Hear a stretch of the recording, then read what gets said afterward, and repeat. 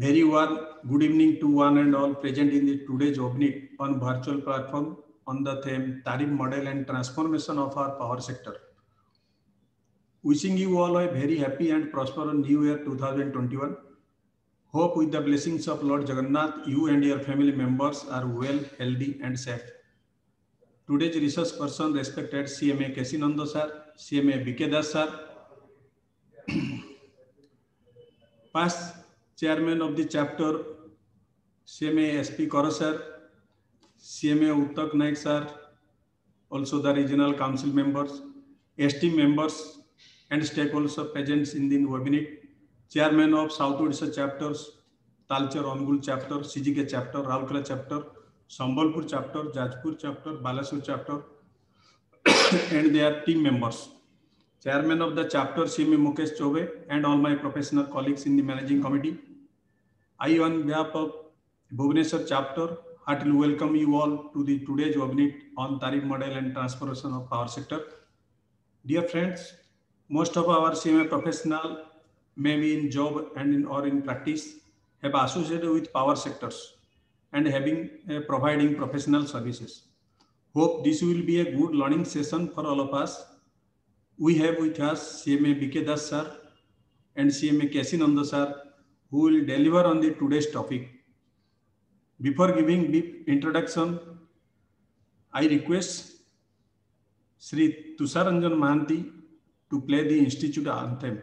All are requested to be in fold-handed Institute during this playing of Institute anthem as a token of respect to our noble institute and devotion.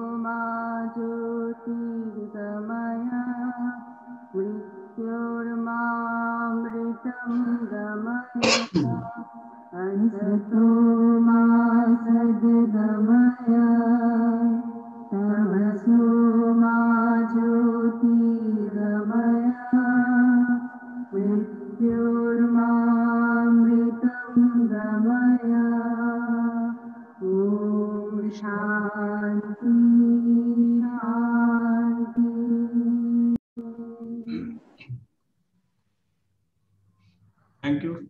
All right. Thank you, Tusharavu.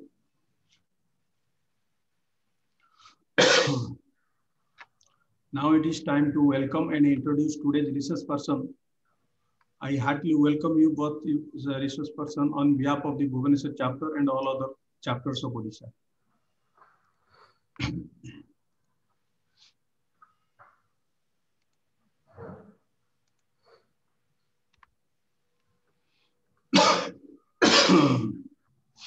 CMA Bikram Kesari Das sir is an associate member of the Institute of Cost Accountants of India. He is a member of Bhubaneswar chapter and was also member of managing committee during the period 2014 and 2017. He has around 25 years rich industry experience in power sector, out of which 22 years in Odisha Hydropower Corporation Limited and presently working at NLC India Limited, Nehavali as GM Finance in charge. Besides rendering professional service, he has been involved in so many other activities, such as part of execution of CSR activities of NLC India Limited, managing committee members of Balimela Government College nominated by Education Department, Government of Odisha, associated with cricket till now and playing with national players. For upliftment of commerce education, he has conducted Kalinga Commerce Olympiad, Scholastic Quiz, Kalinga Business Olympiad, Mozilla Malkangiri and Malkaningiri Math Olympiad, and many more. Thank you, sir, for accepting our invitation. Thank you, Saktyo. Thank you. Thank you so much. Thank you, sir. Then today's another resource person, CMA Kesinando sir, is an associate member of the Institute of Cost Accountants of India. He is part of the managing committee members of the Institute of Cost Accountants of India, Sambalpur chapter, and presently in the capacity as chairman. He has around 25 years of rich industry experience in various organizations in the field of finance and cost accounting in NBFC, steel authority, rubber industry, power sector, etc., many more sectors. Since the year 1990, he is working at Wesco Utility. Now it is changed to TPWOD. And at present, he is in the position of DGM, Finance and RA, and looking regulatory and commercial activities of the utility along with internal audit. Without taking much of time, I would like to request CMA Mukesh Chubey, chairman of our chapter, to address. Thank you, Shakti sir. Thank you, Shakti sir.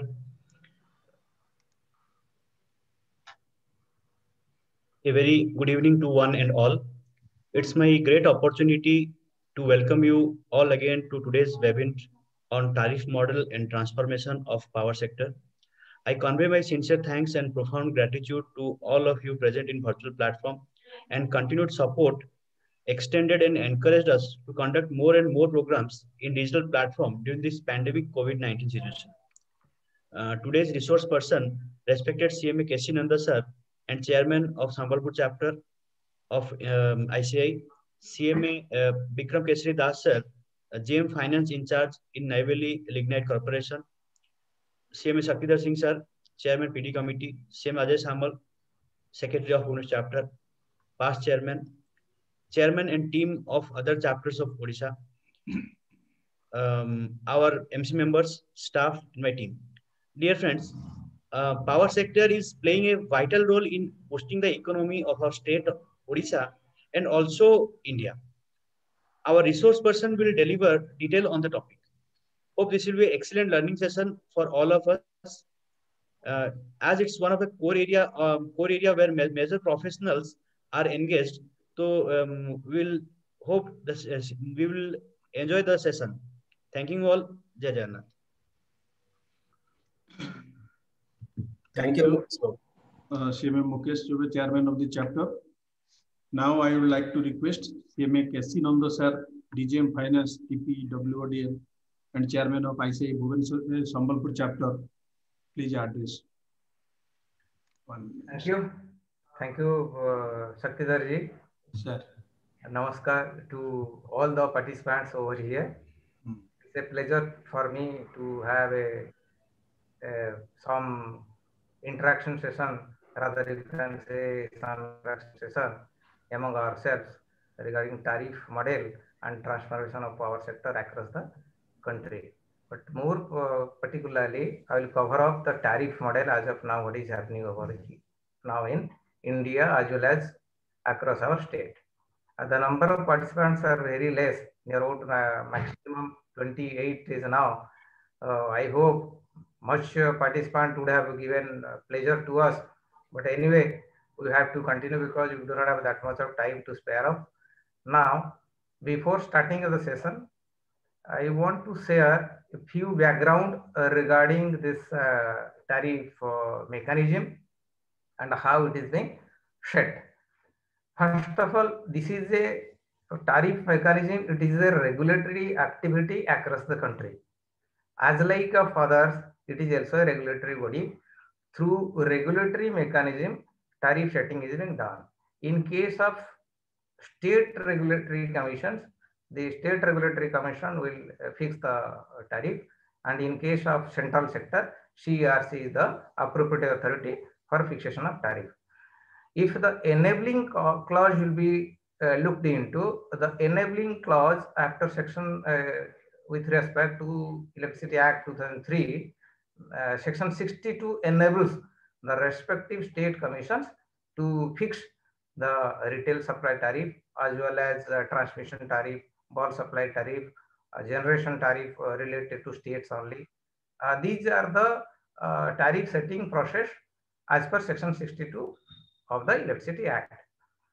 So my core area is towards retail supply tariff, how it is being done and what are the types of tariffs, how it is being set and what are the rates available at present across the state.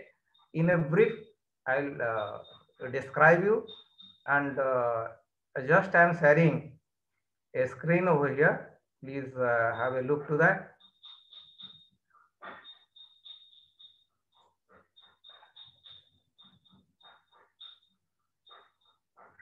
One second.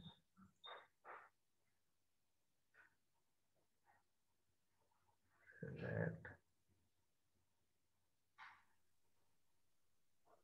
You can share the PPT. Just Select the PPT, sir. I'm sharing the PPT where it is there. Share.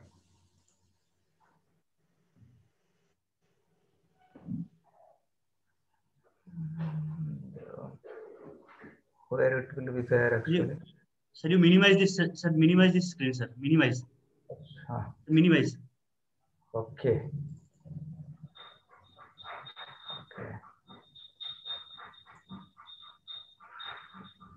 It is visible now? Yes, sir. Yes, sir. Okay, thank you. Now, let us see what is actually a retail tariff supply.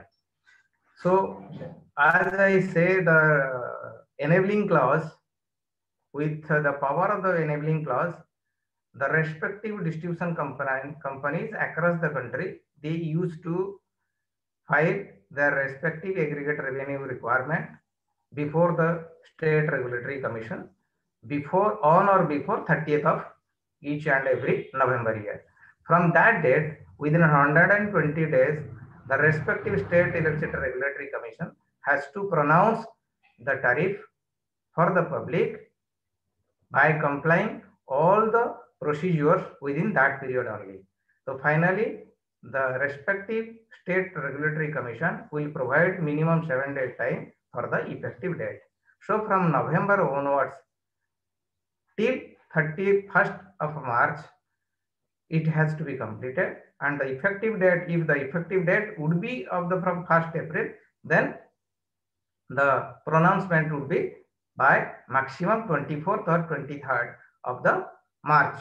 So that is the procedure. Within 120 days, they will decide and with appropriate procedure. So what is the tariff structure available over here? Because we do have the professionals, a lot of knowledge in other sectors, but we do not have that much of knowledge towards retail supply tariff. What are the aspects of retail supply tariff? Normally, tariff setting is done for the respective category of consumers. We do have three types of category of consumers in shape of voltage of supply across the country, not in Odisha, it is across the country. One is LT supply, another is HT supply, and the third one is EHT supply. LT supply means, because I am not going much more to the technical side, LT category of supply, it is a low and medium category of supply.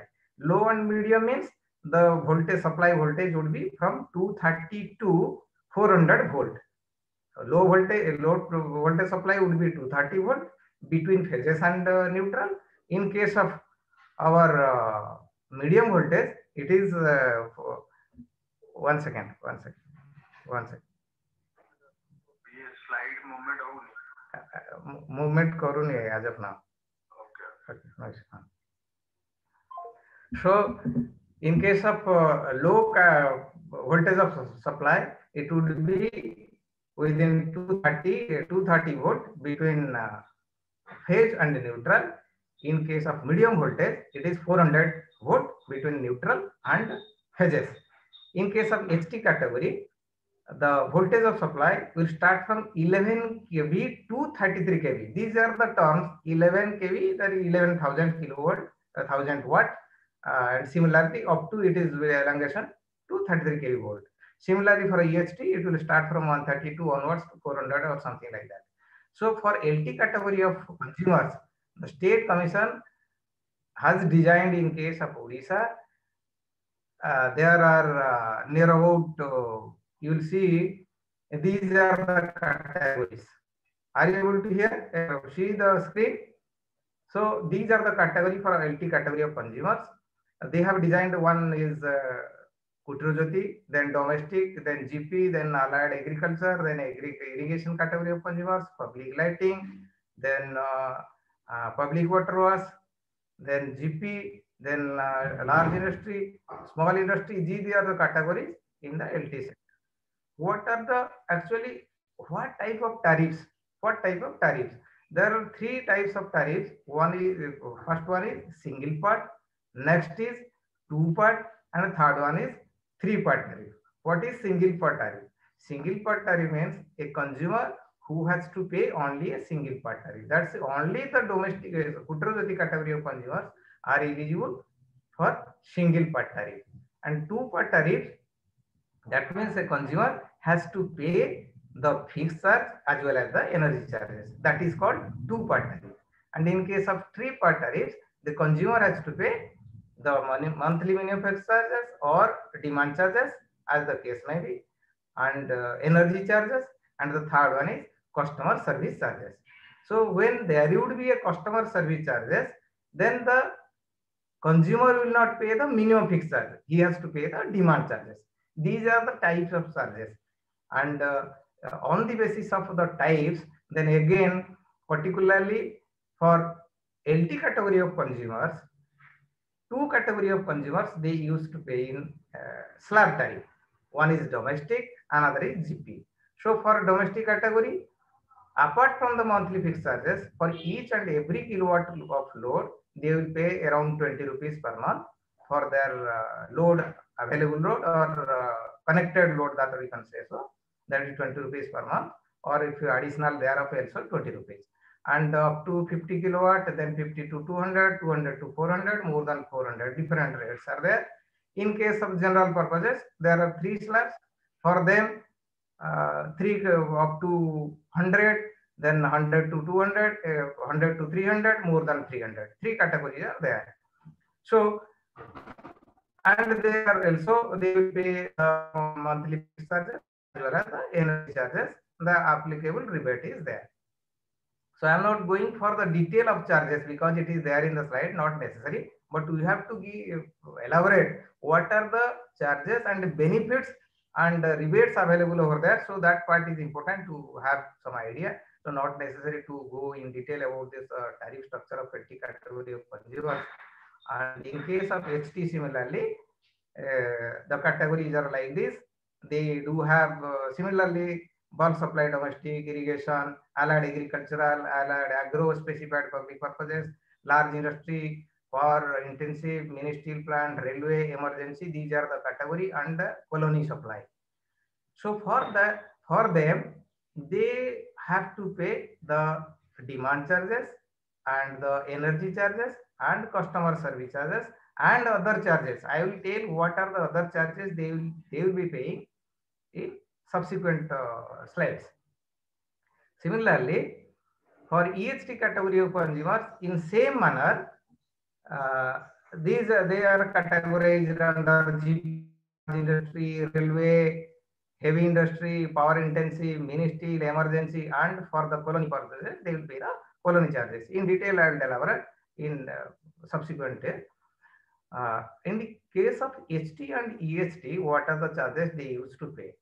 Actually, for HT and EHT category of consumers, they have to pay the demand charges on the basis of their presently whatever is applicable now, on the basis of the maximum demand recorded or 80% of the contract demand, whichever is higher. Now presently it is applicable in case of Odisha. So that is 250 rupees as of now per KVA per month. But if you look after to other states of other our neighboring states, now Chhattisgarh, they do have 350 rupees. That too, the demand charges will be paid on the basis of installed capacity. But in case of Odisha, this is a temperature and it is very nominal also as compared to our neighboring state like Andhra Pradesh, Jharkhand, Chhattisgarh, even Calcutta also. They do have some concept of installed capacity, but here they are paying on the basis of their contract demand, not on the basis of installed capacity. And that too, it is 80% of the demand, contract demand or demand, maximum demand recorded in a month, whichever is higher. In case of energy charges, the industries normally they used to pay on the basis of their consumption that is being calculated with certain load factor. load factor means it is a mere calculation. That's a certain one type of ratio. What is the ratio? Normally, the load factor is being calculated. The certain consumption during a certain period of time upon consumption that would have been if the demand recorded during that period of time, the maximum demand recorded during that period of time, and converted into percentage. So load factor is a percentage. It is merely a ratio.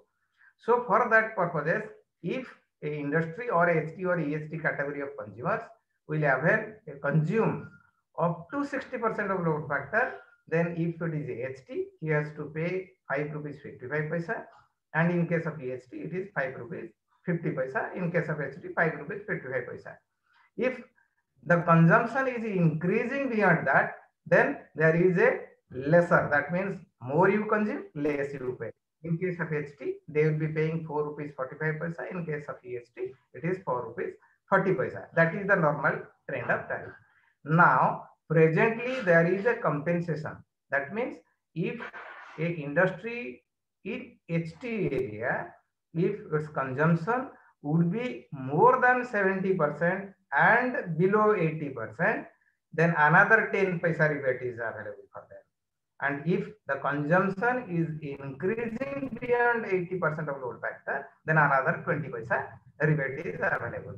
Similarly, for EHT category of consumers, they normally used to pay the slab, I told graded slab, but still then, if they are achieving 80% load factor, they do have a compensation, that rebate 20 paisa per unit for the consumption beyond 80% of load factor. That is their benefit. For more you consume, less you pay. And the customer service charges is as per as applicable. That is in case of HT category, it is 250 per month. In case of EHT, it is 700 per month. That is as per tariff schedule. Now, let us say before going for this reconnection charges, let us have another slide over here. What are the other important other charges they are eligible to pay, and they are also they are liable to pay and also eligible to avail the benefit as per tariff structure. See, one important aspect is reliability surcharge. Reliability surcharge means previously it was applicable for both HT and EHT category of consumers. Now it is available only for the HT category of consumers. It is 10 paisa per minute for the consumption, whatever, irrespective of their nature of feeder, whether it is a share feeder or a dedicated feeder. Normally, here is the crux of the calculation, how it is being calculated. So there are two preconditions. Both has to be satisfied. Not one has to be satisfied. Both has to be satisfied. What are the preconditions? That means the licensee, if intends to collect reliability surcharge from any HT category of consumers, has to made available 99% of power supply. That means in a month, let us say 30 days, out of 30 days, 720 hours, out of 720 hours, 7 hours can be disrupted power supply. Yani 713 hours has to be the power on time. And at the same time, the voltage profile has to be appropriately made. What is voltage profile? Voltage profile means in case of, let us say, LT category of consumers, to the voltage supply is 230 and 400. So for adequate voltage profile is plus 6% and minus 6%. So maximum it will be plus by 6%, and low voltage would be minus 6% of the appropriate voltage level. For HT category of consumers, the supply are normally in 11 kV and 33 kV. If the supply is in, let us say, in 11 kV, the supply voltage in case of plus would be 11,000 plus 660. And in case of low voltage, it is minus 9%. That means 11,000 minus 990. So that would be the precondition. If both the preconditions are satisfied, then the consumer has to pay the reliability surcharge. This is the one way of calculation. And regarding that 80%, that 20 up to 70% consumption, I have already shared to you. And one more thing over here. Now, let us say another aspect of, in case of LT category of consumers, what is happening now? All LT category of consumers has to be supplied up to 5 kilowatt with power supply. We cannot deny single phase LT collection supply. And if they will be paying 1,500, the licensee is bound to extend power supply. And for the beyond 2 kilowatt to 5 kilowatt, it is 2,500. If the supply is beyond 30 meters, service connection wire is beyond 30 meters, then for span of pole, another 5,000 the consumer has to pay. Similarly, there is a Tatkal scheme across the state. What is Tatkal scheme? It is available only for the category, 3 categories of consumers. One is domestic, another is irrigation, another is GP. Tatkal means within the certain period, that 24 hours or 48 hours presently available. Within that hour, the licensee has to give the power supply. So if a consumer applying in Tatkal scheme, if it is a domestic category of consumers up to 5 kilowatt, he has to pay 2,000, and more than 5 kilowatt, it is of 2,500. And in case of irrigation, it is 1,000. In case of GP category, it is 4,000 per connection. That is the crux of our Tatkal scheme. Now, another TOD, that is another TOD aspect is there. If before going back, let us say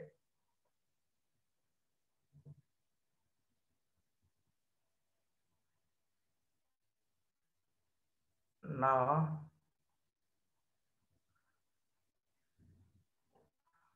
TOD benefit.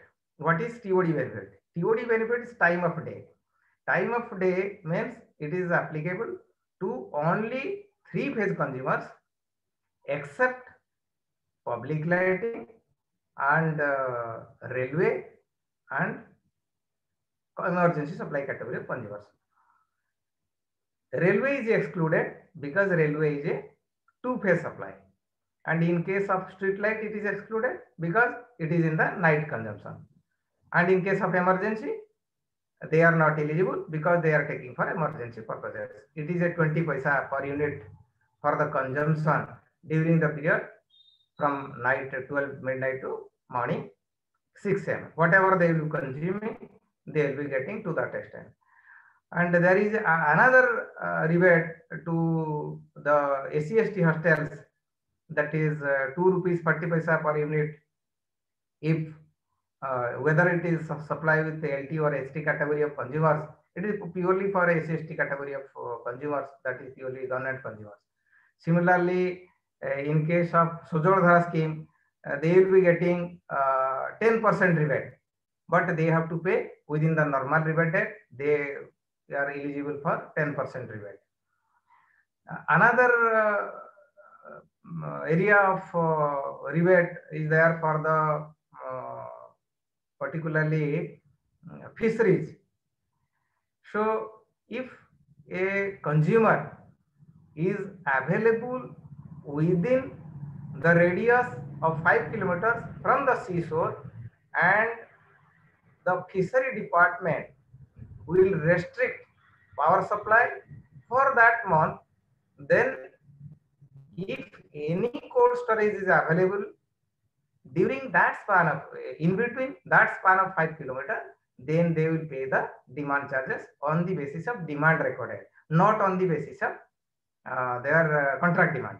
So that is a departure, that is a benefit, because most of the fisheries units are being restricted because of climate changes, are more prone to this cyclone and all. During that period, they are not used to pay the demand charges, but they will pay on the basis of the demand recorded.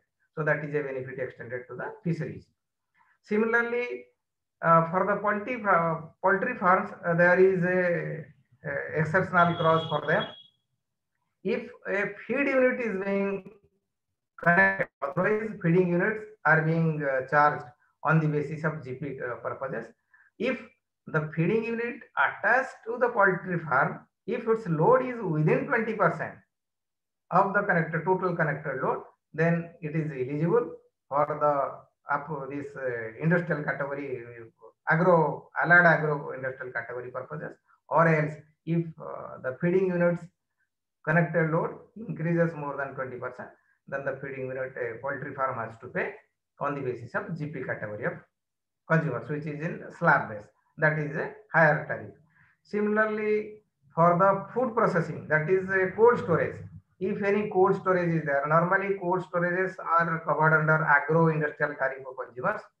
Or if the cold storages are attached with food processing unit, and the food processing load is within 20% of the total connected load, then it is eligible to cover along with that agro-industrial tariff, or else it will be charged on the basis of appropriate GP or industrial tariff, as the case may be, depending upon the supply agreement. That is one type of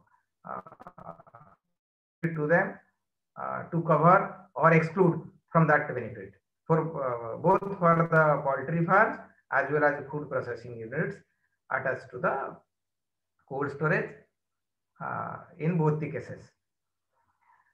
Similarly,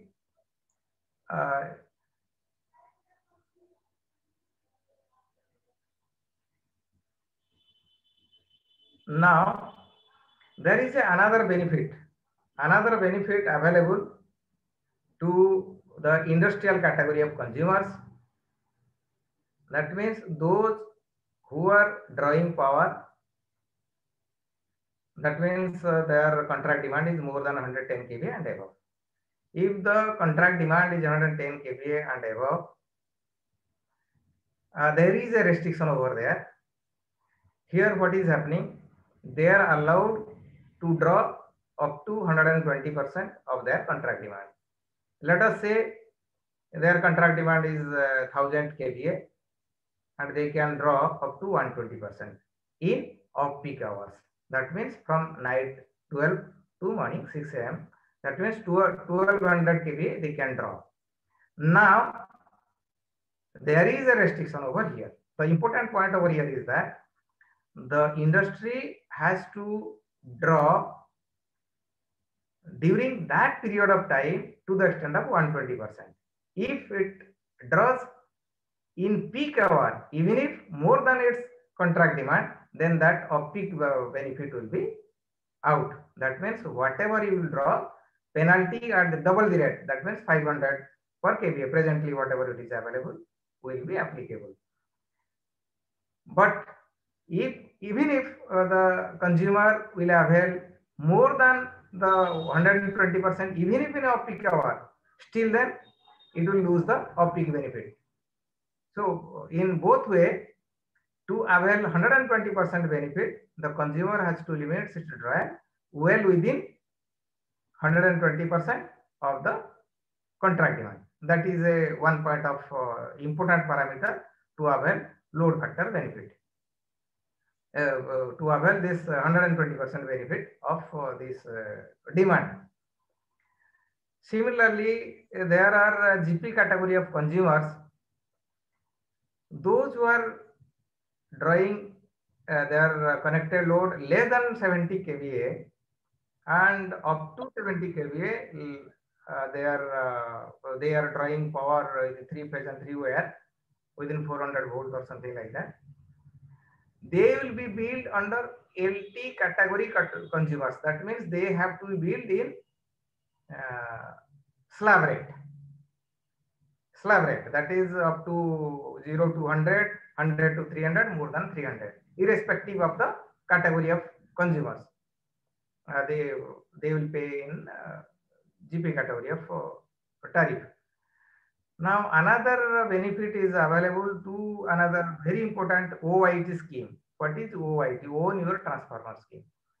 This is very interesting. Own your transformer scheme is applicable to three category of consumers, two category of consumers. That means domestic and GP category. GP means individual or group GP category. How it is being extended? If you are a domestic consumer and if you want to put a DTR over your premises and wants to avail power supply through HT supply. So directly from HT supply you can take. So there would be a benefit of 5% rebate over and above whatever the consumer is otherwise eligible. That 5% is rebate is extendable.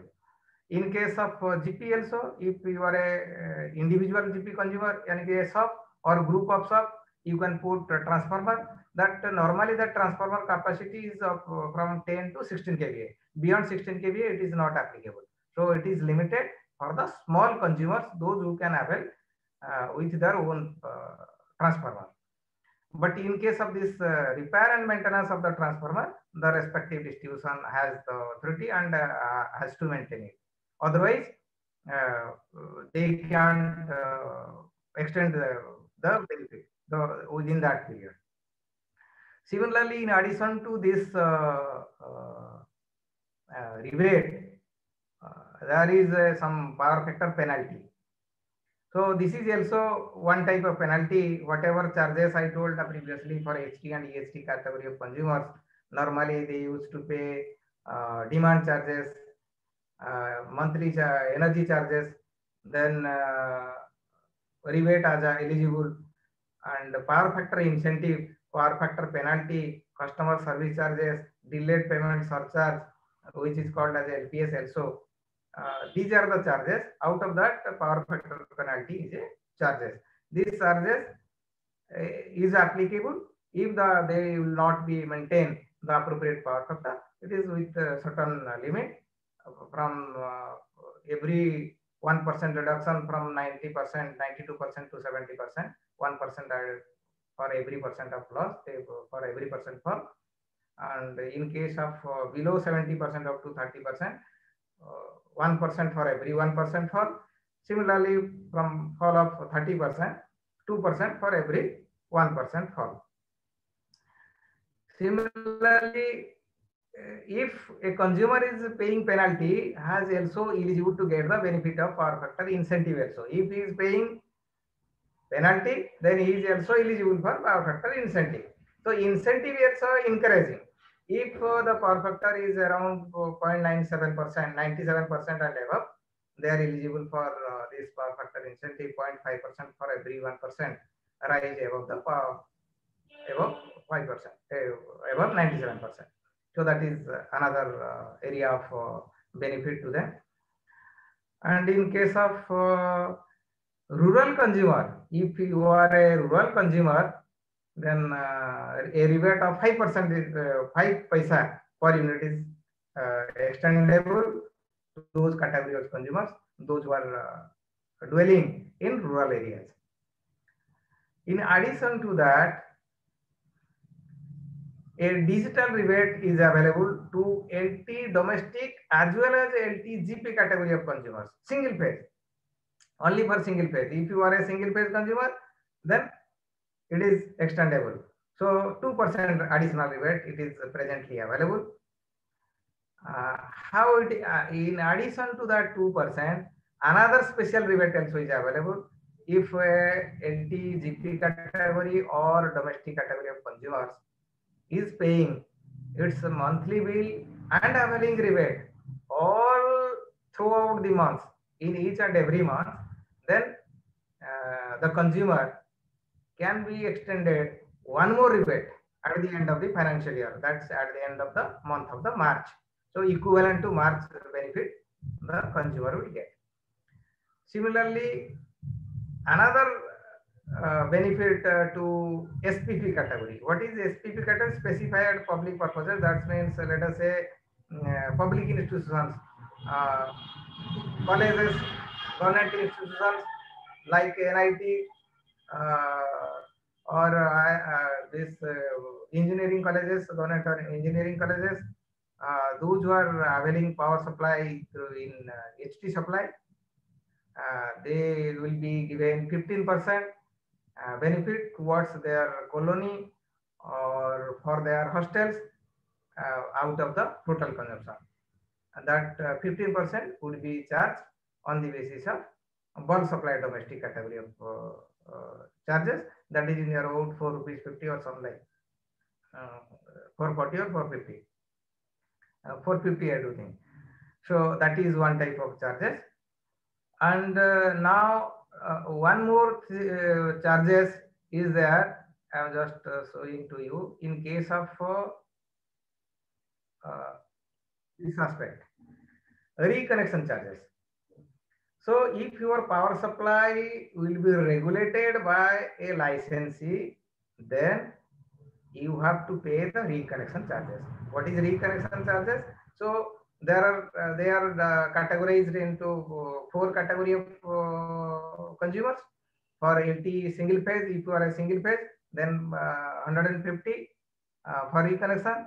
And if you LT single phase other category of consumers, then it is 400 rupees, and LT single phase it is 600, and for other category it is 3,000 for every reconnection.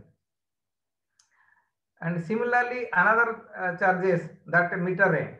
If you are a consumer and availing the meter of the licensee, you have to pay the meter rent. Meter rents are normally segregated into there are 9 categories of 9 to 10 categories of meters, and as per the prescribed rate, you have to pay the meter rent. Now, how long the meter rent is recoverable by the licensees? As of now, up to 60 months, the licensee is authorized to collect the meter rent. Beyond that, they are not eligible. So if a consumer or if anybody is paying meter rent beyond 6 months, then they can approach, they can lodge a complaint, and they can get the recovery also. So beyond 60 months, the licensee are not authorized to collect. And for recovery of meter rent, appropriate that GST is applicable, statutory levy, that is GST. So that is also leviable to collect. Now, one area that I will share you, that's important thing, how the charges are being paid. How the charges are being paid. So through when the charges are being paid through the quantum of energy recorded in a meter. As I say so, the category of consumers are LT, HT and EHT.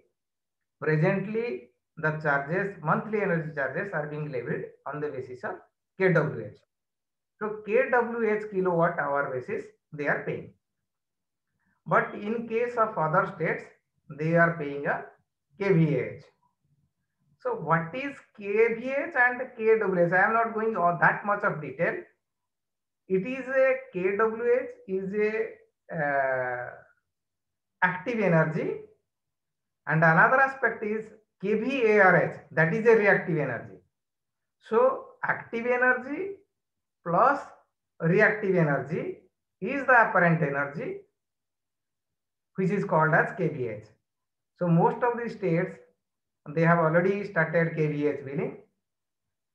That is a vector sum of kWh and kVARH. So that is one departure they are making. And in case of Odisha, since last so many years, all the licenses are trying to hit for kVH billing, but it is not now being approved as of now. So that is one aspect of kWh and kVH billing aspect.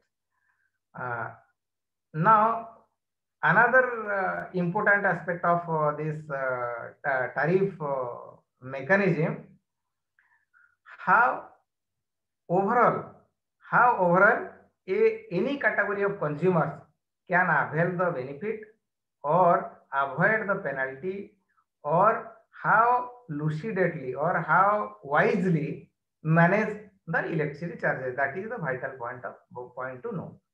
So unless and until a consumer has the domain knowledge of the charges, how it is being levied and when it has to be levied, then they cannot avoid or they cannot avail that type of benefits extended to them. So how to get avail of that type of benefits? Whatever charges I told you, that is there itself available. Let us move to the LT category of consumers. How to get maximum benefit out of that?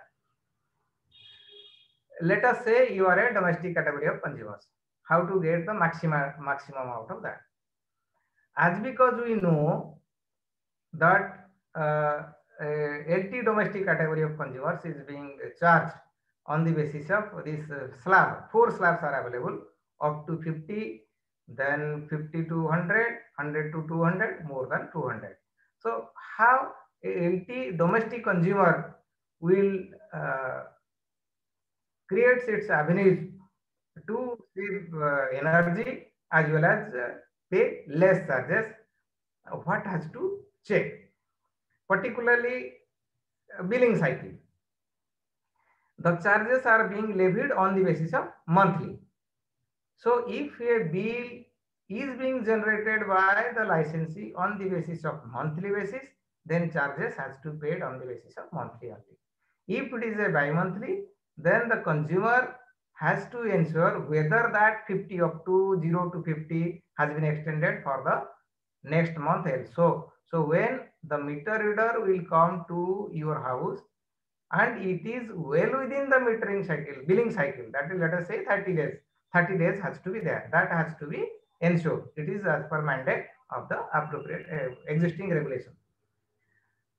If it is more than that, then the consumer has the right to object it.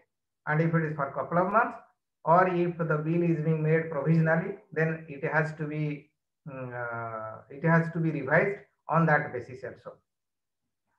So if you are consuming more and you do have the knowledge that your monthly energy charges would be in the next higher slab, then you have to use your load very wisely.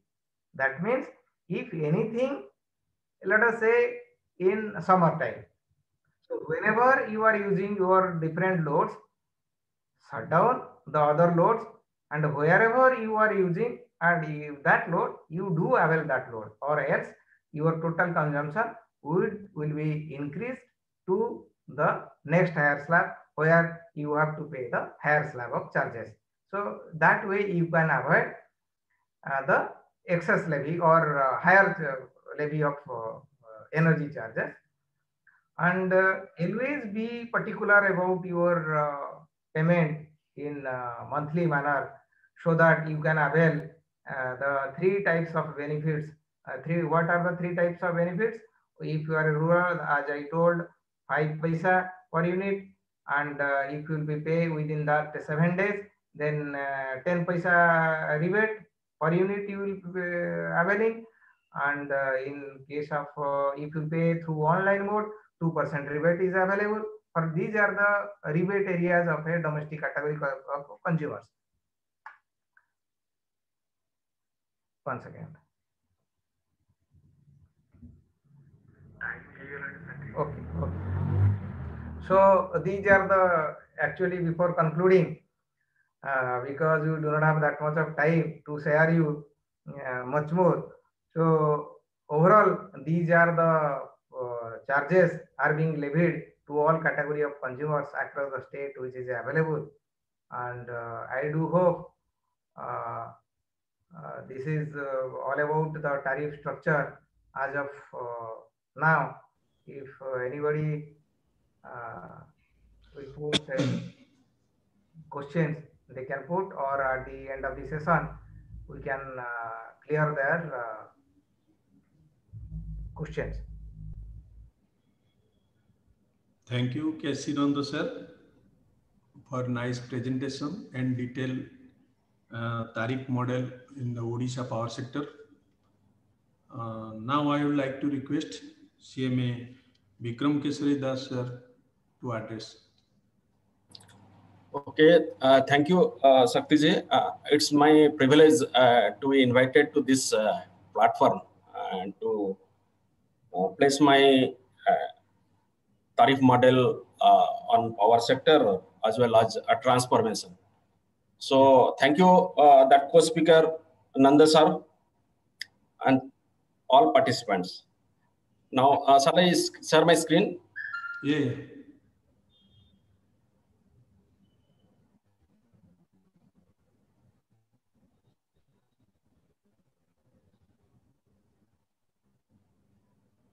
Hello? Yes, yes. Okay.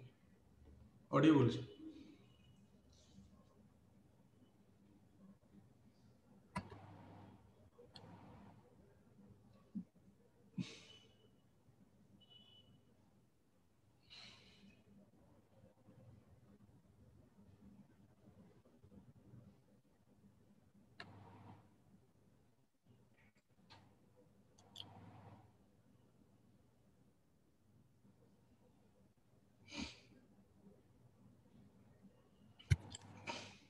Now it's directly I will jump over to my topic because time is very short. Yes. So basically I have prepared the tariff model, the basic concept that how to compute tariff. And when a professional approach to the power industries, then at the time they are facing so many challenges on a particular issue, that is how that computation of revenue model for power sector is designed and how that has to be linked to our financial statement. That is my today's topic. So basically that common aspect I am talking about, that tariff is finalized. Tariff is finalized through our tariff policy. Tariff policy is a concept that is as per the section 3 of Electricity Act 2003. And that tariff model that central government is empowered under section 3 of the Electricity Act 2003 to design the tariff of generating station, transmission and distribution. All tariff model is formulated by central government. Now come to our regulatory. Regulatory, they are having the power to regulate the policy as framed by the central government. That is the main crux of the tariff model formulated by the authority. There is two approach. One is regulated return, another is competitive bidding. Thing is that first one, regulated return. When the word return is used, then we'll think of that return meaning is what? Return is a return on capital employed or return on equity, because the shareholder is the owner of the company. So obviously the return the shareholder will expect. So return is a component that is added to the cost. That means when you are finalizing your account, at the time of finalizing the account, you find the revenue expenditure. That revenue expenditure is the expenditure. Beyond that, certain component is added, and that component is called return on equity. Okay, that return on equity gives safeguard to the generating stations, and adding that return on equity, ultimately then that the power tariff is decided. That power tariff is decided by CERC based on the request placed by the utilities. But here, what happened? The power tariff is determined by the CERC or OERC, regulatory body, based on the request placed by the generating station, transmission and distribution. But in competitive bidding process, another tariff model, that is also one approach to finalize the tariff of tariff of the electricity. That is what, suppose one company is going to form a power plant. For that he will invite the bid.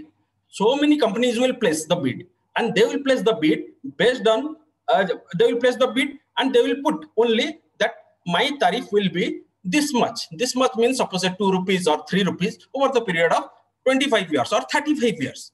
And it is subject to discounting that has been prepared by the company itself, and 4-5% they participated. And based on the lowest tariff, the tariff is finalized. That is called competitive bidding process. These are the two approaches where the revenue, that tariff is finalized, and based on that we'll approach to the revenue model. Now, when we are studying at our age, when we'll derive some revenue, then we have to use two words, that is quantity and rate. Obviously, quantity and rate, unless you understand the quantity and rate, then you cannot derive the amount.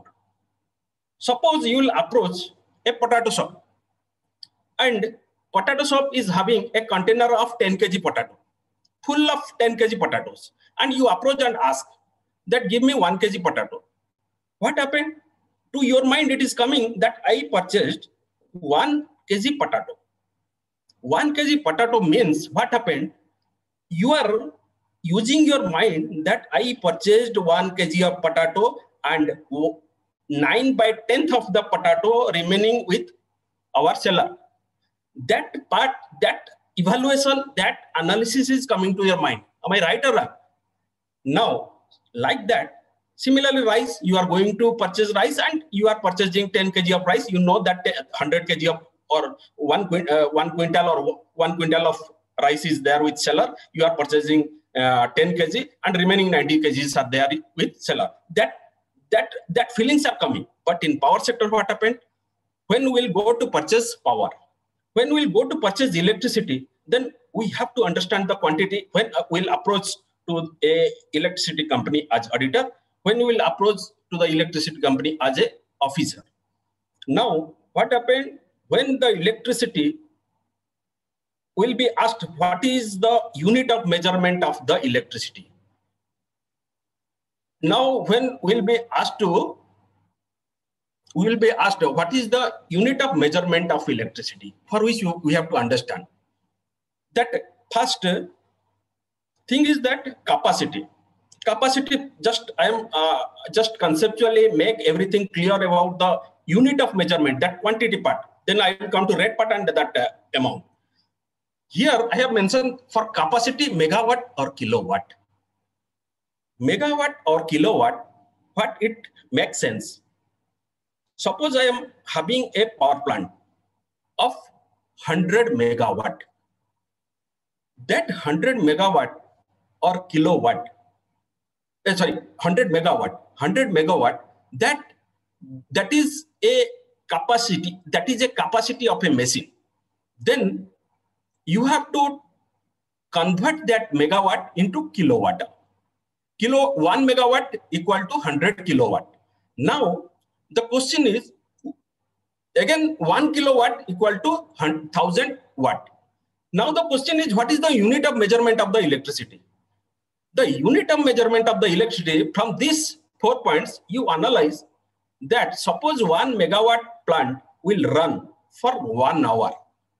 1 megawatt, just I'll request everybody, if they have some pen and paper, they can just use it so that it will be helpful while they will approach to the electricity company. Now, 1 megawatt machine will run for 1 hour. Then you convert it into kilowatt.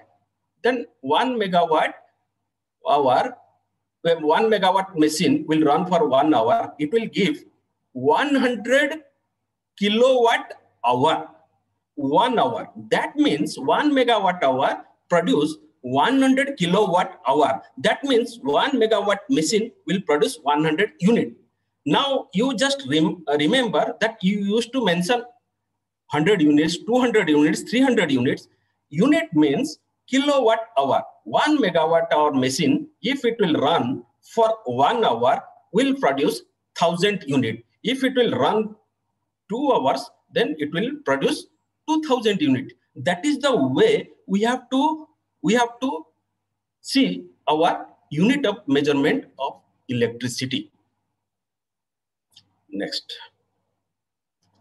Now that I try to establish the megawatt and kilowatt with kilowatt hour. Suppose your plant, just I expressed everything, just in this formula, just you take 2 minutes and analyze this. Suppose your plant is having 1000 megawatt. Okay, your plant can produce 1000 into 1000 equal to 10 lakh. That means 1 million units in an hour. The concept of million unit, it comes from this area. That why that million generally we used to express for unit. Why not we are using lakh, or why not we are using crores? The thing is that 1 megawatt machine, if it will run, then 1000 kilowatt hour it will produce. You convert it into watt, then 1 million watt it is producing. Just you calculate. If any question, any doubt, you just mention, I will explain that. That means concept of million unit comes from that 1 megawatt equal to 1 million unit in an hour. 1 megawatt power plant can produce. Now here what happened?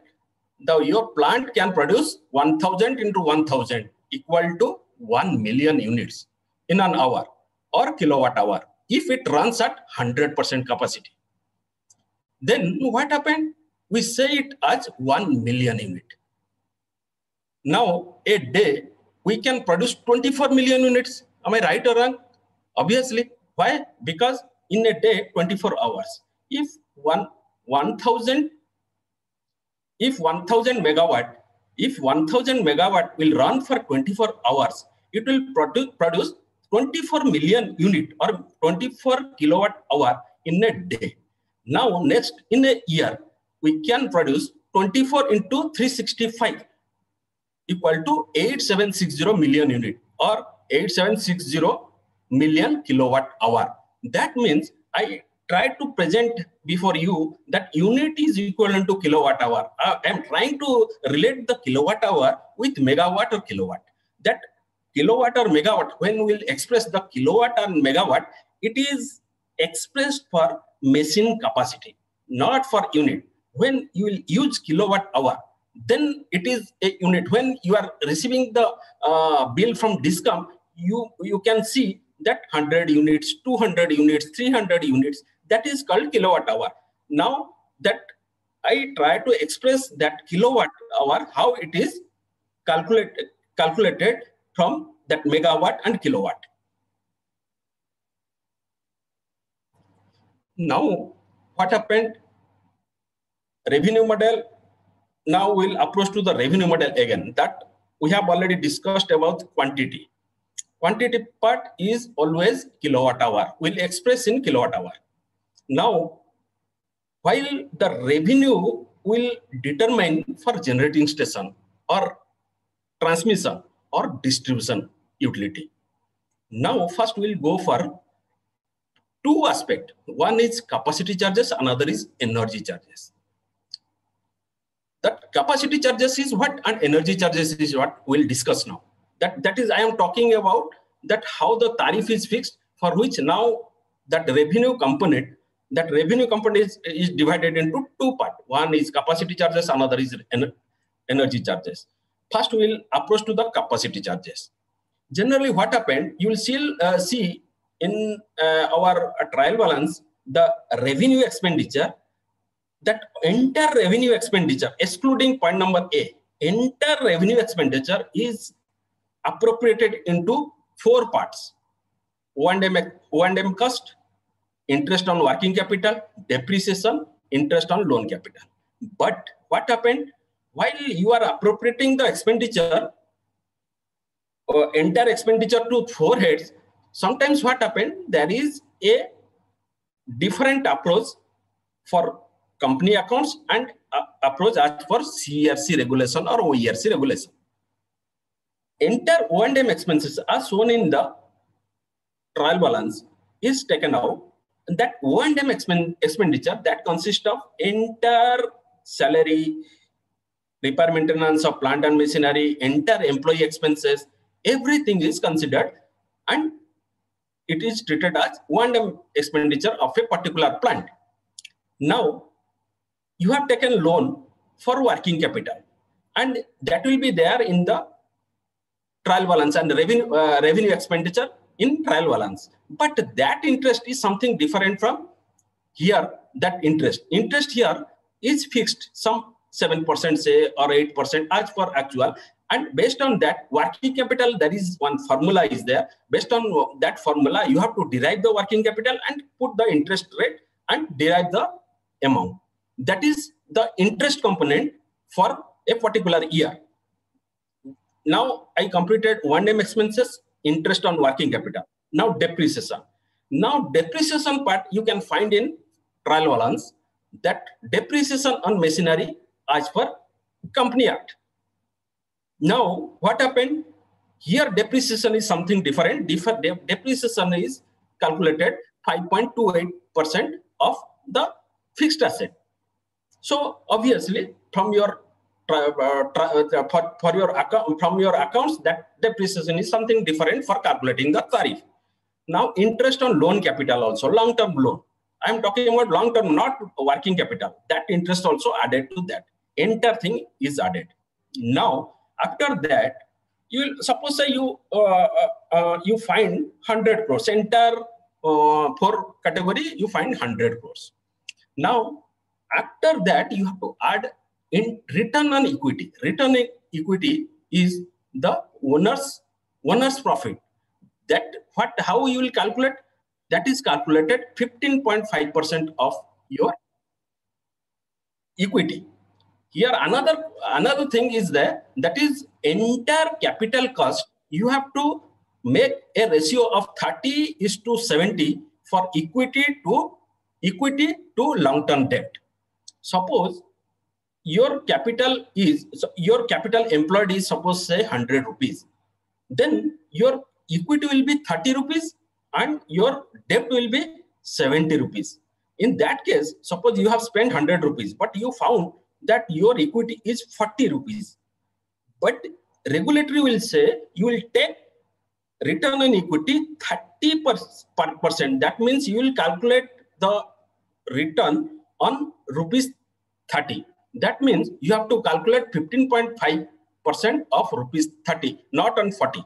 Similarly, if your equity is 20 and debt is 80, in that case, 20 will be considered. That means your equity is capped at rupees 30. The concept is like that. That means what happened? Your equity, it will be a point where you have to calculate the profit component and it will be added to your entire fixed charges of a company. Next. Now I will approach to hydropower. What happened in hydropower? Before that, another thing I left, that is in return on equity. On return on equity, what happened? When you will get 15.5% of rupees 30, that 15.5 is the amount which is after tax. Then what happened? That tax component is there. So that is called post-tax rate. Post-tax rate 15.5. When you will pay the tax to the tax authority, the actual tax paid will be reimbursed by the transmission or by the transmission company to the generator. How it is calculated? It is a back calculation. It is a back calculation means, suppose your tax rate is 35%. Your tax rate is 35% means, suppose your profit component as per CERC regulation or OERC regulation is suppose say rupees 10. Then 10 rupees profit component, you have to multiply it with 10 rupees multiplied by 100 divided by 65. That is the pre-tax return on equity. That is one thing you have to keep in your mind while calculating the annual fixed charges. Now we'll approach to the hydropower. In hydropower, what happened? That capacity say suppose 1000 megawatt. Another thing is that normative capacity, the one normative capacity, it is decided by the regulatory, that say 85%. Normative capacity means what I told, that 100 megawatt is your plant. your you have to run the plant at normal level at 85%. That means rest 15% you use it to maintain the plant. You have to stop it and maintain the plant. That's why 15% is left for the owner. That 15% in an year they will use it for maintenance work. Now normative capacity is decided at 85%. Another thing that regulation says, government will decide that design energy, and ultimately it is regulatory body. They will decide the design energy of a particular power plant. It depends, but nowadays that design energy is considering 2-3. Hello.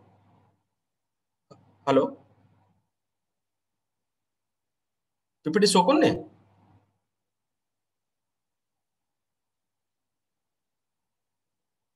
हाँ मैं देखूँ.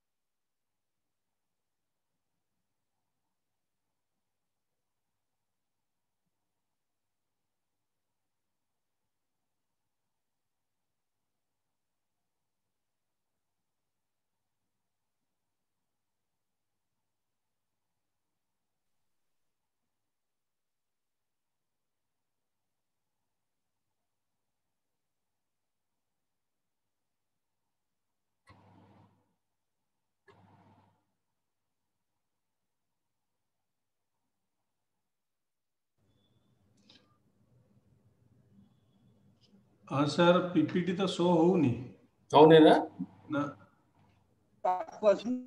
असला नहीं अपन share करना दी PPT sharing तो देखो नहीं sir आसुनी sir आसुनी.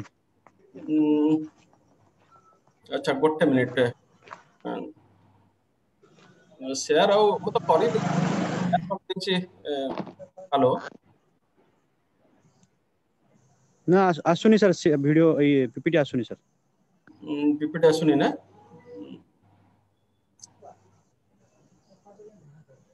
आपण आपण वीडियोटा भी सर ऑफ कर देजंती. आपण वीडियोटा भी ऑफ कर देजंती. गोटे मिनिट वीडियोटा एबे ऑफ कली मु आउथरे काटेकरी आसीबे के नन लेट आसंतु. अरे ये तुषार नहीं कोस्ट करिवो कि तुषार को नांदे टे कोस्ट कर दबो ना तुषार नहीं पहले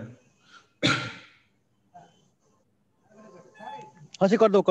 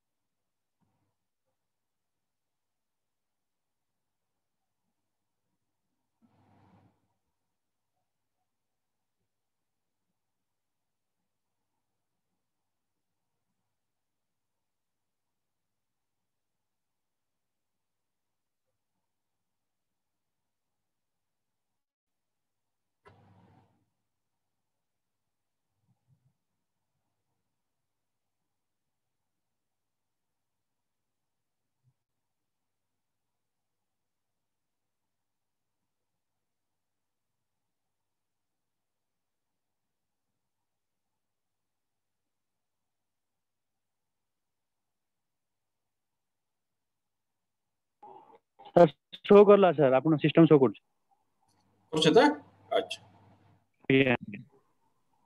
एबे तो आसी थिला पुनी कटि गेला बोधे ना ना आसला एबे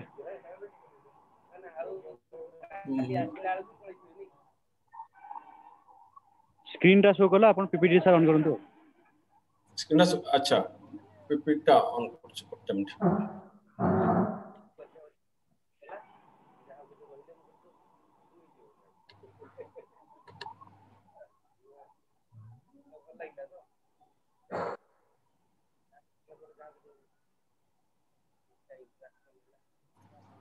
शो कला हां शो कला अच्छा शो कला आ भलो पीपीटी हे जे हम सेतबेलु देखि पारनु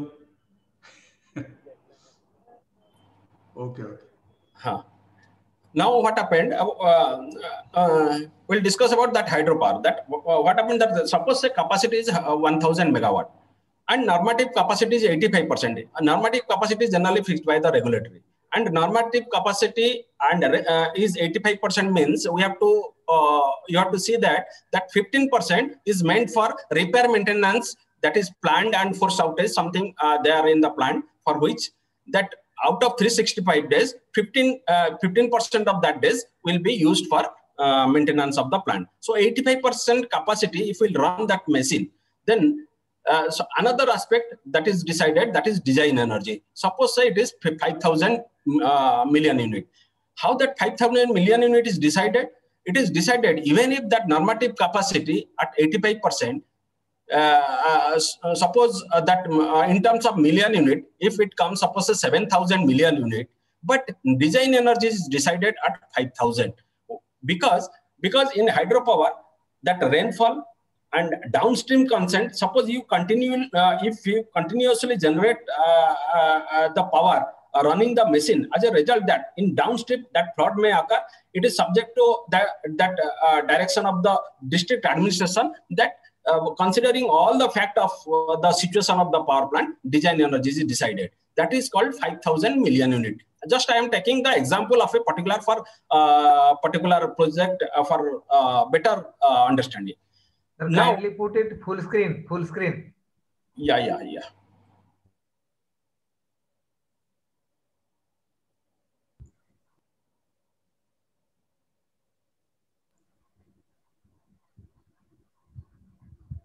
It is not visible, sir? Not no full screen. Half screen is still there. So put it full. It will be there in the just below. There will be a slide mode. Sir, make it to slide mode, sir. Yeah, I'm searching the slide mode, but I'm not getting that. Sir, there, sir, the sound जो देखा है sir की sound रो side रे sir. Sound रो जो अच्छी 70 sorry से जो sound पाखटा left side corner connectivity अच्छी इंटरनेट रो जो चिन्ह देखो ता ऊपरटा इंटरनेट चिन्ह देखो ता ऊपरटा इंटरनेट चिन्ह ता ऊपरटा उडे कप भळ्या थिबो हां इंटरनेट चिन्ह देखो ता ऊपरटा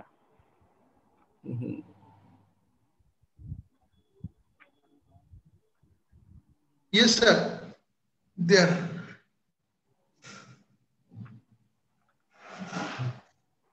okay, some problem at my side actually.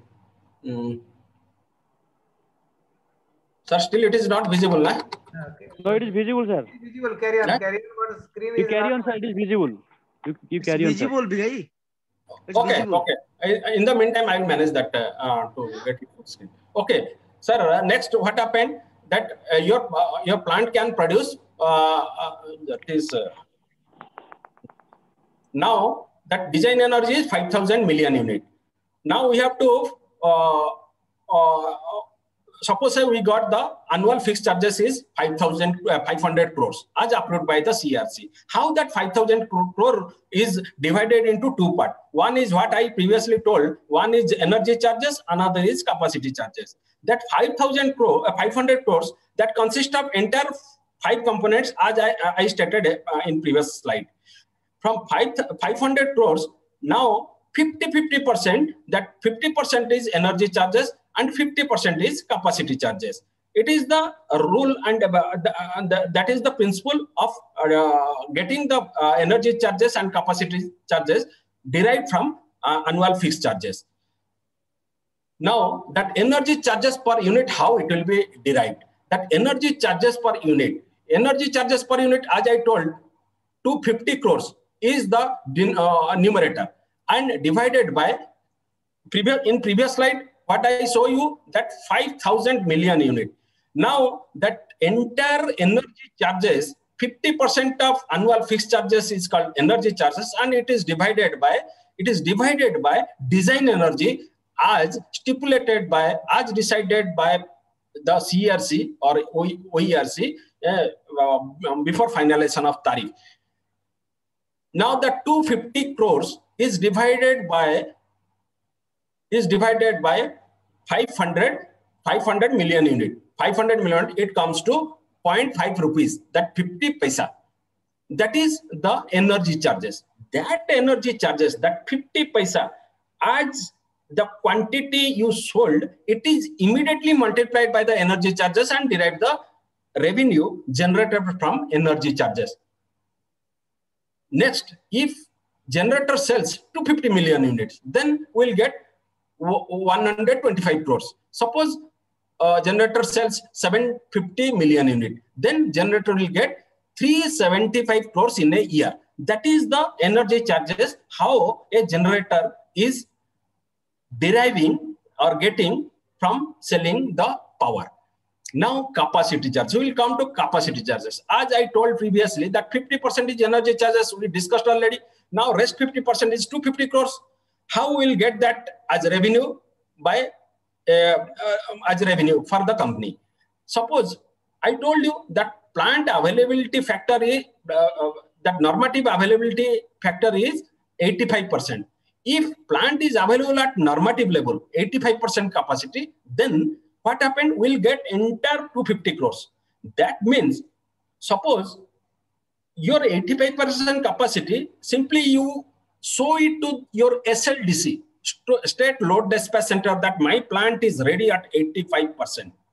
Simply you will tell that 85% my plant is ready. But you don't sell any power. Your plant is ready means it is the obligation of the transmission company as per the CERC regulation, as your plant is ready, but the power is not asked by the SLDC, but you will be paid 250 crores. That means what happened? Entire year, suppose you will not sell any power. Suppose the entire year, if you will not sell any power to the transmission company, what happened? Your capacity is 100 megawatt, but you will not sell anything. But if you can show that 85% capacity, I'm ready with 85% capacity all across the year, or entire 365 days, then what happened? You will get zero energy charges, but you will get 250 crores as capacity charges. 250 crores is the capacity charges, a part of your revenue model. Am I audible, sir? Yes. Okay. Next, I will approach to thermal power. Thermal power, what happens? Same thing. Capacity charges, energy charges, but here some twist is there. Component of capacity charges, same thing as I told you in hydropower. But in that annual fixed charges, we have divided by 2 and make it fixed, made it energy charges and capacity charges.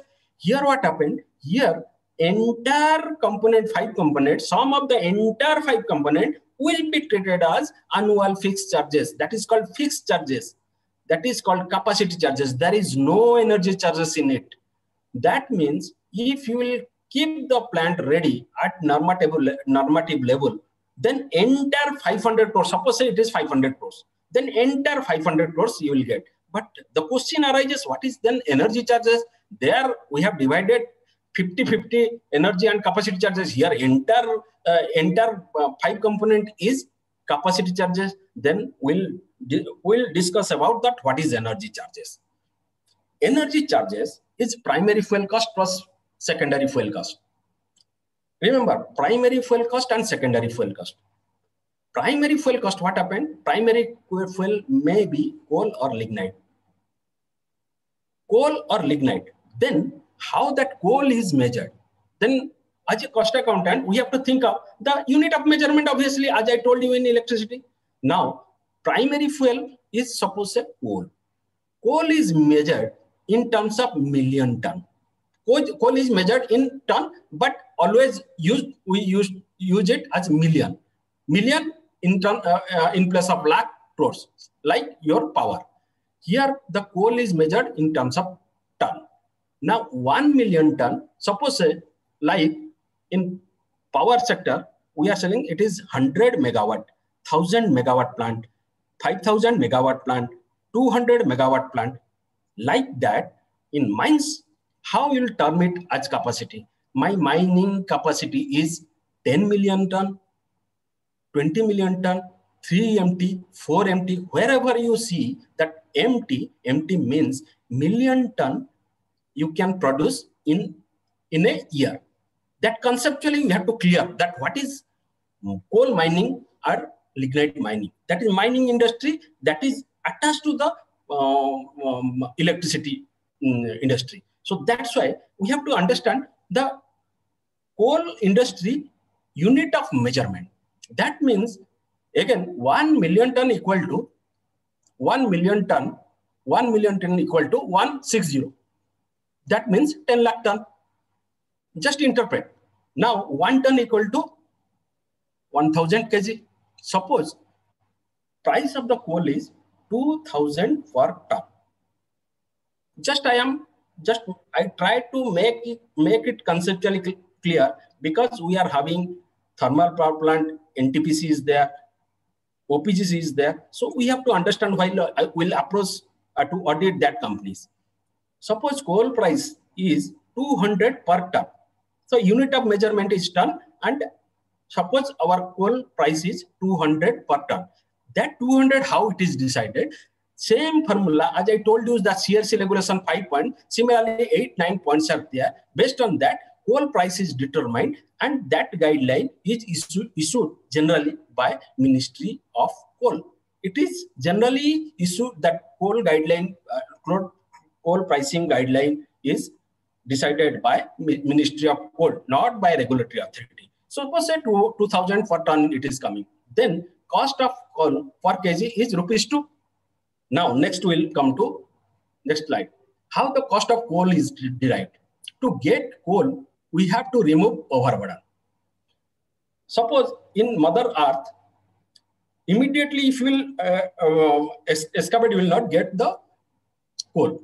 We have to dig it up to a certain level, then you will get the coal. Now conceptually we have to be clear that we have to dig earth. So dig earth, that is called overburden. That means that coal is a particular level available. Before above that, earth is land is so overburden is there. So we have to remove that overburden to reach that coal. Here say to produce 1 ton of coal, we have to remove 3 cubic meter of overburden. That is one concept paper.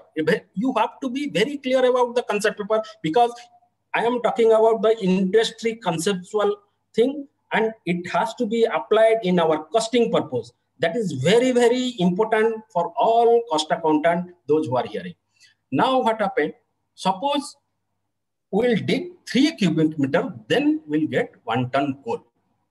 That is called stripping ratio. Stripping ratio means 3 cubic meter, suppose 1 cubic meter, 1 meter, 1 meter, 1 meter, 3 times he will go down, then 3 cubic meter. Then in 3 cubic meter, you will get 1 ton of coal. So if that is the mining feature, similarly, you can say stripping ratio in some state, it may be 4:1, some state it may be 5:1, some state it may be 2:1. So stripping ratio decide the cost of coal. As the stripping ratio is less, you will get cheaper, get the coal or lignite at lesser price. If stripping ratio is high, then you will get the coal at higher price because you have to dig the overburden more. So for which cost is involved. So That is the concept for costing purpose. If the cost of removal of OB per cubic meter is X, if cost of extraction of coal per ton is Y, then answer is 3X. 3 cubic meter you have digged, and 3 cubic meter, each cubic meter 3, each cubic meter you are spending X rupees. So 3X plus Y divided by 1 ton, you are getting 1 ton coal, na? So 1 ton means 1000 kg. So you have to divide 1000 kg. Then you will get 2 rupees. As I stated in previous slide, as example, you see that is 2 rupees. How that 2 rupees is derived, I showed you here. Again, sir, I am showing you, just you can recap that. It is very interesting, and it will help you while for auditing when that new people joining some mining or thermal power. It is very important area where we have to look into that. Now the 2 rupees is derived. Now say 2 rupees is the energy charges. I am talking about energy charges. Capacity charges is over for thermal power plant. Now I am trying to derive the energy charges. Now say coal caloric value. Coal is having some caloric value. So it is a very technical term, KCl. Suppose coal heat rate, that is called heat rate. Heat rate is suppose say 2400. That is a general term I am using. This is the feature of the coal industry which is linked to thermal power plant. Suppose a coal caloric value is 2400. Suppose a plant heat rate, thermal plant heat rate is 4000.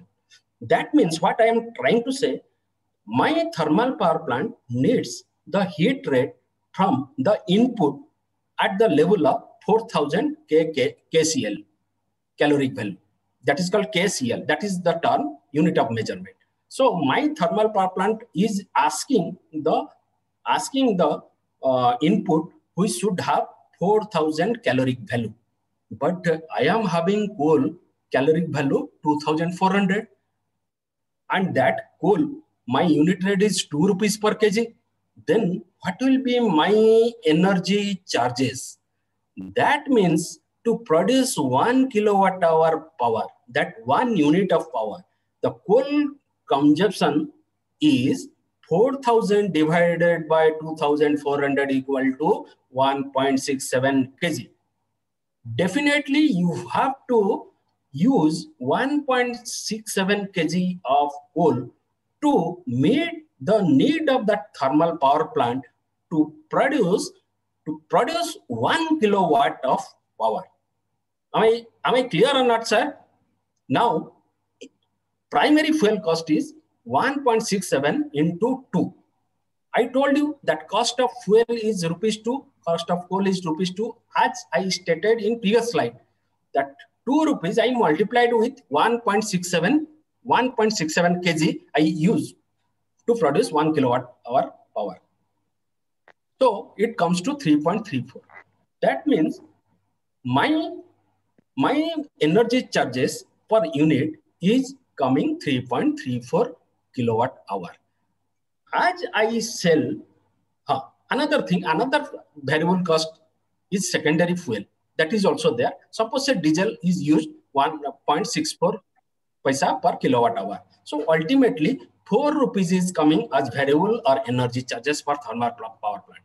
That is the revenue model I am talking about. That energy charges you will get recovered from your transmission utility by way of energy charges. That is called your primary fuel cost and secondary fuel cost. And already fixed charges or capacity charges, that 4-5 components I had already told you where that profit component is there. Now, just that is the concept paper. Now the time is very tight, I think. So it is already. So can I take another 5-10 minutes? Chairman sir? Chairman sir? Can I take another 5 minutes? 5-10 minutes? Yes, sir. Okay. Now what happened? Now a transformation process. That is the concept paper. What I am talking about, that is purely concept paper of hydropower and thermal power plant. And I I cited some examples so that each and every cost accountant, while they will approach to any power sector, though it may be thermal or hydro, they can easily understand the mathematical way how to derive the rate and quantity and amount. And based on that, they can exercise their mind to improve the thing for management information system, for developing the audit report. Now that I will come to that India perspective. That what happened, country perspective, India is world's third largest producer and third largest consumer of the electricity. The national electricity grid of India has an installed capacity of 374.2 gigawatt. That is capacity. So what is gigawatt? Gigawatt means 1000 kilowatt. Already megawatt, 1000 megawatt. As I already told you that suppose a 1000 megawatt plant, we are talking about 100 megawatt plant. So 1000 megawatt equal to 1 gigawatt. That we have to keep in our mind. 1 gigawatt is equal to 1000 megawatt. That means India is having installed capacity of 374,200 megawatt capacity.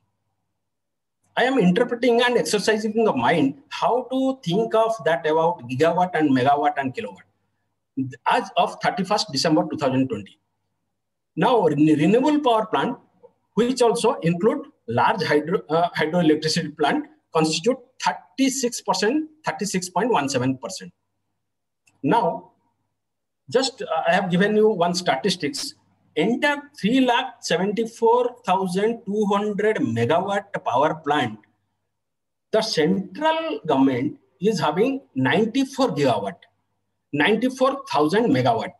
State government is having 104 gigawatt. That means 1,400 megawatt capacity.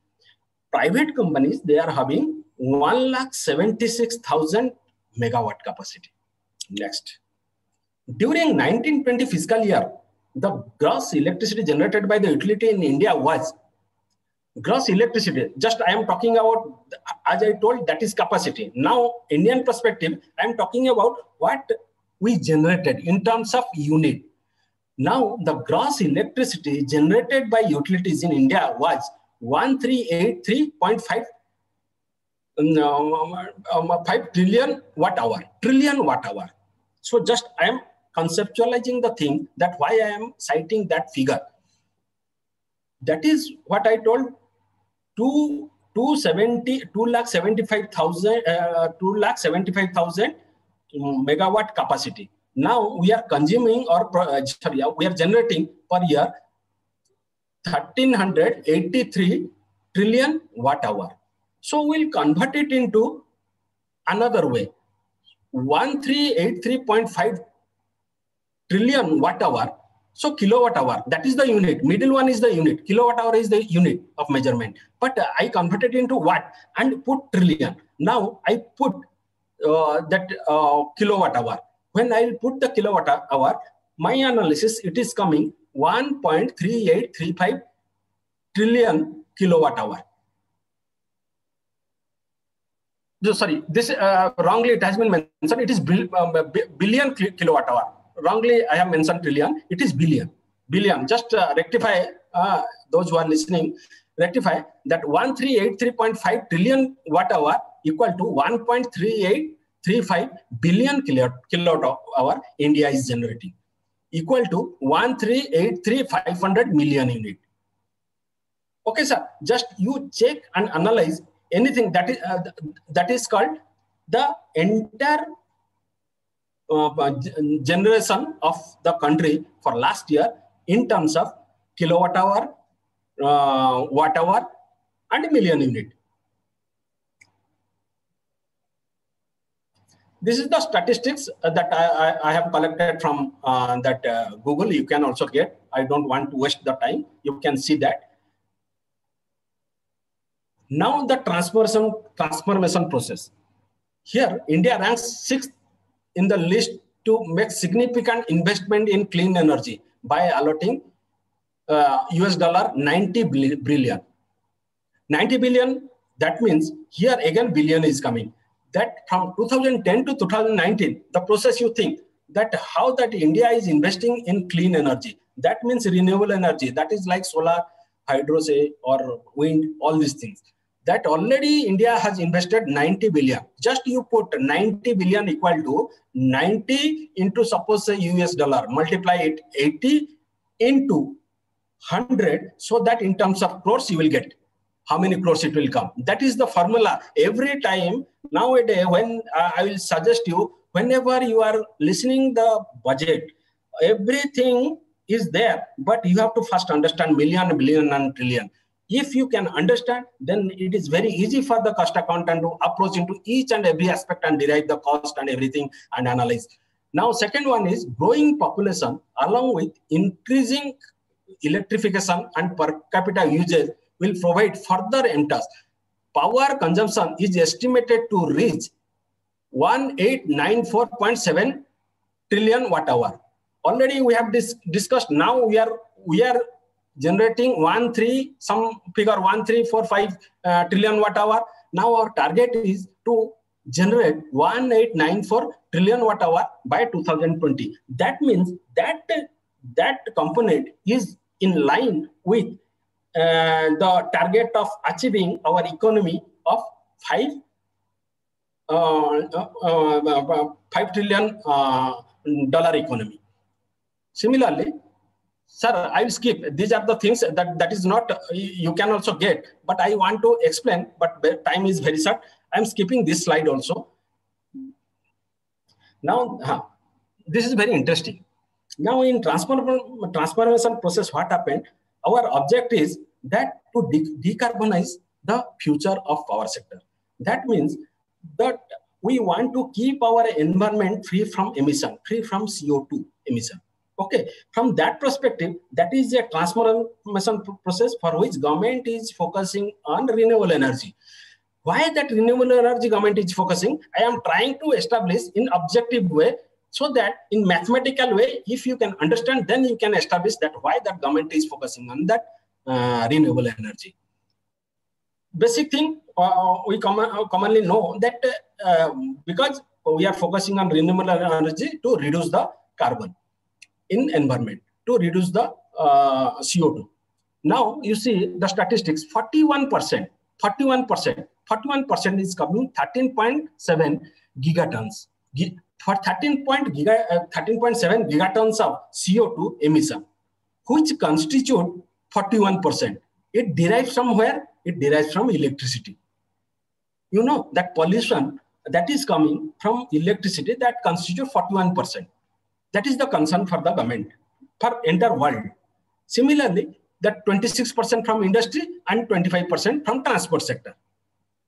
Now, for that, again, I further it that 1 kilowatt hour produce 220 gram CO2. Whenever you are discussing, you have to focus on this area. How that point is very critical.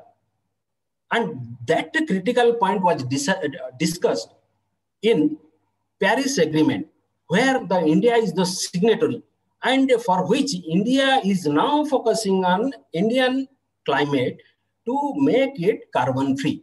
For which this is the mathematical say or quantitative term say that I am trying to place. Now, what is the government policy? The government of India has set a target. That I am talking about transformation process. Government of India has set a target of installing 175 gigawatt renewable energy. Now I will compare with our Indian existing capacity. That is, I told you 374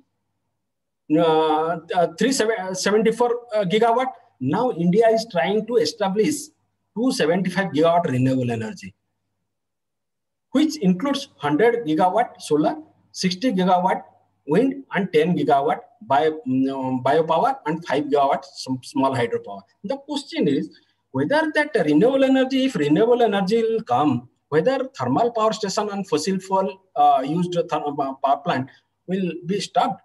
The analysis as a cost accountant, we have to see whether India will stop the electricity consumption to be increased in future. No, because electricity consumption is a yardstick which defines the GDP growth of the country. So suppose 1 megawatt solar power plant cannot match with 1 megawatt thermal power plant. Why? As we know that we have to depend upon reliable energy. Reliable energy, you see, what is reliable energy? One thermal power plant, when SLDC will say, just give me a 100 megawatt supply now today. Thermal plant is always ready to supply the power to the grid because it can run at a certain level as base, and beyond that it can run up to 100%. But at the same time, your renewable energy cannot run at the same level. In renewable energy, run at a capacity of 16 to 15 or 16% capacity. Suppose you will set up a 1 megawatt, it will give. Suppose you will set up 1 megawatt, it will give 160 kilowatt power. Whereas thermal power, 1 megawatt, it will give even 1000 megawatt. Why? Because sun is not always coming in the sky. Your 50% is night, 50% is day. 50% you eliminate. Another 50%, your rainy season is there, winter season is there, no sun days are there. So if you evaluate, it comes 16 or 15%. So as maximum is put on increasing the thermal power, renewable power plant, but thermal power plant, the kind of reliable energy thermal power plant can give at peak hour load, that cannot be given by that solar power or any renewable energy. But science is developing. We are having that battery storage. So many things are coming. We'll see in the future. That is called transformation process. So another, it is last one. So many slides are there. I don't want to keep everybody delayed. So that is another aspect, that is merit order dispatch. That is new concept, though it is in the regulation, but it was not applied. It was applied in 2014. What happened in merit order dispatch? Now, that in merit order dispatch, what happened? It is the way of ranking availability sources of energy, and especially electrical energy, based on the ascending order of price. Suppose say your Balimela power station price is, suppose say 1 rupees. Your TTPS price is 4 rupees.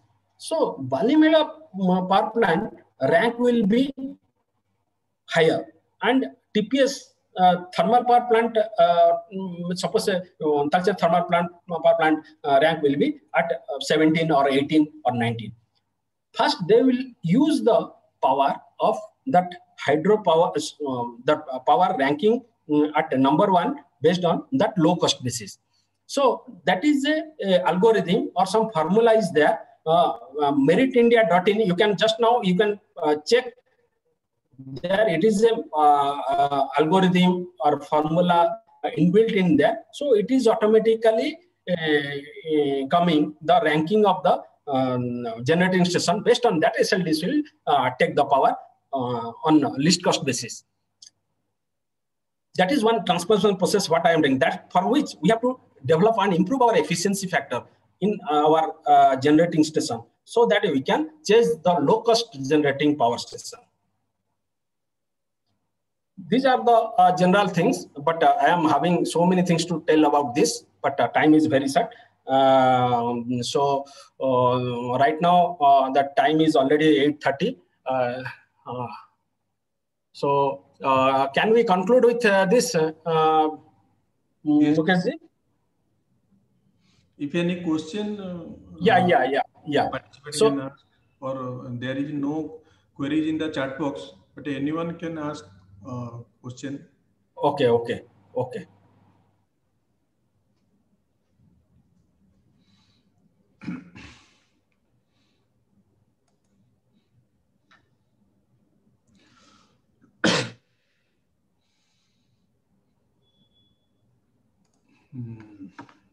No, there is no question.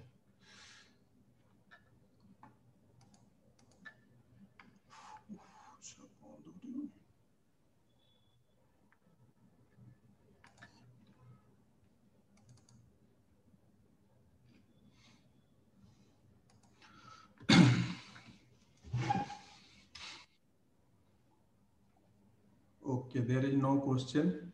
Once again, very good evening to all. I feel privileged to propose the vote of thanks on this occasion. I, on behalf of the organizer, extending heartfelt thanks to today's research person, CMA B.K. Das sir, CMA K.S.C. Nanda sir, for nice presentation and detailed deliberation on the topic. My sincere thanks to all the senior members and past chairmen of the chapter and ERC joined in this digital platform. My special thanks to Managing Committee of Bhubaneswar and other chapters of Odisha for taking initiation to conduct educative sessions in virtual platform. I convey my joyful thanks to all the participants who have participated housingly and for their continuous support. I am happy to express thanks to staffs of Bhubaneswar chapter for their effort. Thank you all for continued support and cooperation. With this, I hereby announce the closure of this today's webinar. Thanking you all. Thank you, Shakti ji, for giving me opportunity. Thank you, Chairman Mukesh Chubey ji. Thank you, and thank you, Secretary Mr. Samal, and thank you all our chapter members and staffs for this arrangement. And we are all I am very much privileged. And thank you, my co-speaker Nanda sir. And first time I met him, and I would express my appreciation the way that Nanda sir has placed the DISCOM revenue model. Definitely, it is a very enlightening session as Nanda sir presented. Thank you, sir. Thank you, sir. God bless you. Actually, our next program will be on 16 January on Saturday on the topic the forensic audit. Okay, it is noted. Yes, sir. The speaker is CMA. But actually, my submission, Shakti ji, actually, yes, whenever you are arranging that one, just give at least two hours. Though participant is not we are always planning for 2 hours. But what happened? It makes us very speed. That is what I am trying to say. Some time also for a technical reason. Sometimes we have spent. Sir, can you share your number, contact number? Can you share your contact number? My number is, sir, 94372 34379. 1 second. 94372 34379. 379. Thank you. Because I do have a lot of requirement in this regard, particularly for your this generation tariff. So it would be much more helpful for analysis purposes. I thought you would be the best person to give that much of input in this area. So it's a very nice for today. I got you finally the person to whom I can disturb always.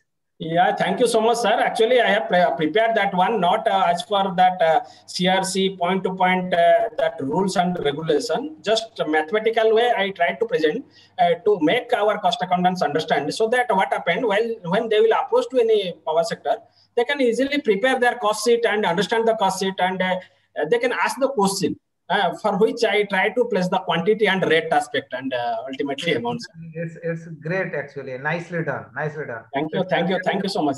Thank you so much. Thank you so much. For the all people, those who are dealing, particularly those who are not dealing, that is different issue. But the persons, those who are dealing, at least they can understand very easily, and it's informative, quite nicely informative. It can be used for other purposes also. Yes, sir. And, thank you. Okay. Okay. Thank you. Good night, sir. Good night, Shakti. Good night. Good night, Nanda sir. Good night, sir. Good night. Thank you. Thank you, sir.